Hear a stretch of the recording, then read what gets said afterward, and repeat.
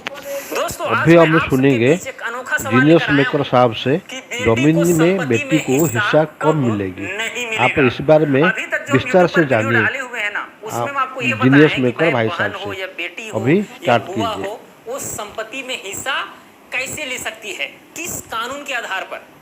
जैसे कि आप सबको पता ही होगा कि हिंदू उत्तराधिकार संशोधन अधिनियम 2005 के तहत बेटा हो या फिर बेटी, सभी को बराबर रूप से अधिकार है संपत्ति में हिस्सा पाने का।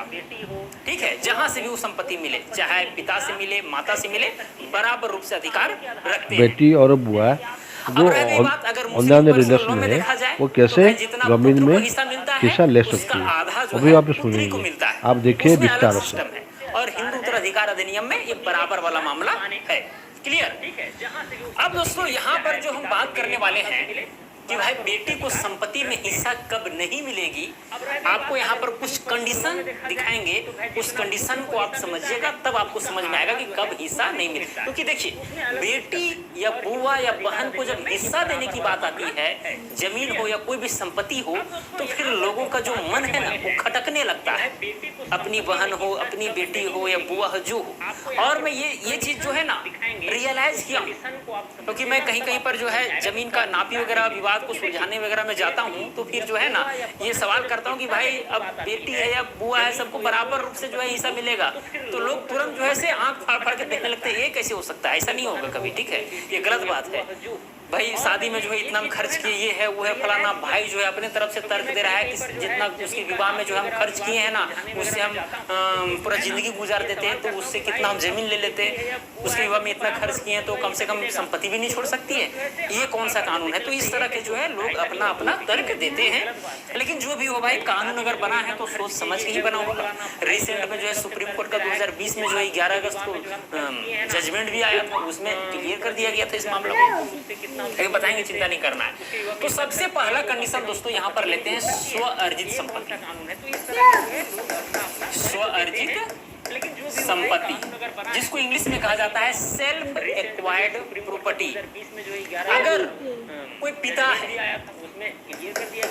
ये नहीं समझिएगा पिता है, चिंता नहीं करना है, पानी पीता है या दारू पीता है वो बोला नहीं समझिएगा। कोई पिता है, कोई फादर है, और उसका कोई पुत्री है और पुत्र भी है। अगर ये पिता अपने से कोई संपत्ति अर्जित करता है, और ये पिता अगर जीवित है, क्या है, जीवित है, तो वैसे कंडीशन में दोस्तों इस संपत्ति पर बेटी को हिस्सा नहीं मिलने वाला है। अब आप कहिएगा कि भाई स्वयं अर्जित संपत्ति क्या हुआ। अरे भाई, जो अपने जीवन काल में जो आदमी जो प्राप्त करता है, या तो वो जमीन खरीदेगा, या तो दान में प्राप्त करेगा, या तो वसीयत के माध्यम से मिलेगा, तो वो जमीन जो है ना स्व अर्जित कहलाता है। तो अगर वो किसी पिता के पास है और वो जीवित है, तो वैसे कंडीशन में उस संपत्ति में बेटी को हिस्सा नहीं मिलेगा। अब आप कहिएगा कि बेटा को मिलेगा, बेटा को भी नहीं मिलने वाला है। ठीक है, पिता ने अपने से अर्जित किया है जी, कैसे मिल जाएगा, ना बेटी को मिलेगा ना बेटा को मिलेगा। लेकिन चूंकि यहाँ पर बेटी वाला मामला था, इसीलिए यहाँ पर हम बेटी बेटी बार बार जो है सो बोलेंगे। ठीक है, और जब बेटी बोल रहे हैं तो बुआ और बहन को भी जो है उसमें लपेटते हुए चलना है। ओके, चलिए, क्योंकि अगर बुआ है चाहे बहन है, वो भी तो किसी की बेटी है, सिंपल सी बात है। दूसरा नंबर, त्याग देने पर त्याग नहीं मिलेगा।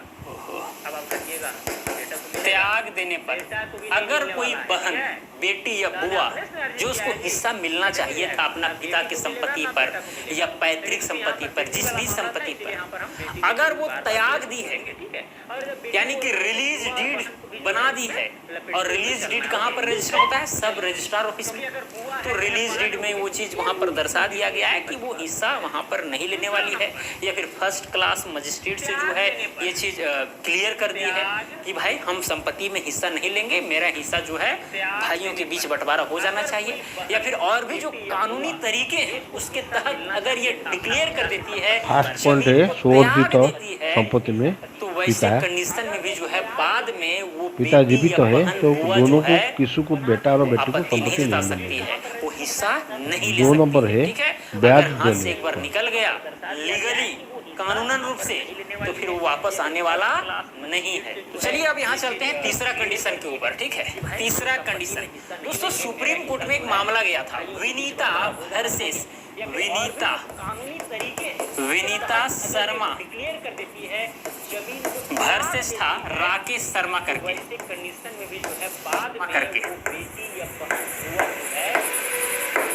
राकेश शर्मा करके।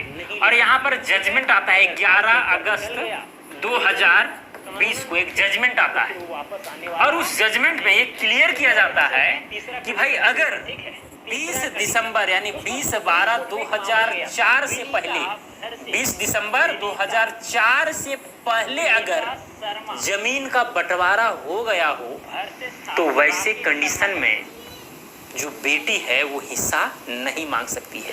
मान लीजिए 2004 से पहले बंटवारा कर लिया है, ठीक है। अब बंटवारा होने के बाद सब जो भाई लोग हैं उन लोग के नाम से जमाबंदी चल रहा है, ओके। तो वैसे कंडीशन में जो है बेटी हिस्सा नहीं ले सकती है। इस बात को भी आपको ध्यान में रखना है। अगर बंटवारा नहीं हुआ है तो कभी भी जो है वो जमीन पर अपना हिस्सा मांग सकती है। या साथ में दोस्तों, या तो बंटवारा हो गया, अगर मान के चलिए बंटवारा हुआ भी और कोई व्यक्ति बेच दिया, या सभी ने जो है मिल करके सभी भाइयों ने बेच दिया जमीन, ठीक है।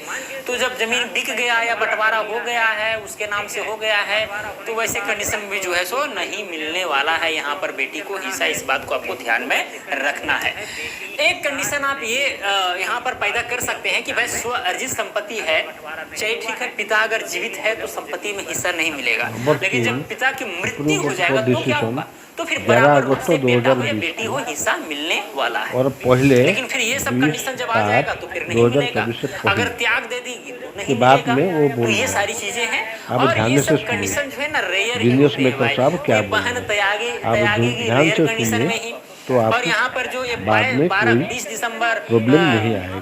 2004 वाला जो मामला है उसके पहले अगर बंटवारा वगैरह हो गया है, जमीन का बिक्री हो गया है, ठीक है, तो ये भी जो है मामला आपको कम ही देखने को मिलेगा। लोग जो है बस चल रहा है अपने पिताजी या दादाजी के नाम से, रसीद कट रहा है, जमाबंदी चल रहा है, चलते हैं, ठीक है। तो ये कंडीशन अभी भी है, ओके। तो ये सब कंडीशन होता नहीं है, लेकिन ये सब पॉइंट थे जिसे बताना हम जरूरी समझे। अगर ऐसा मामला बनता है तो फिर बेटी को संपत्ति में हिस्सा नहीं मिलने वाला है, जमीन में हिस्सा नहीं मिलने वाला है। इस बात को आप समझें, ठीक है।